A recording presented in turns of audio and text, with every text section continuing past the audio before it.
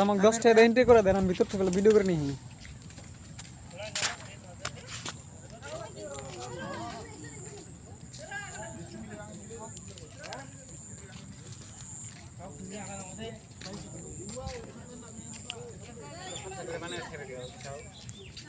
High দাও একটা। হ্যাঁ 10 টাকা।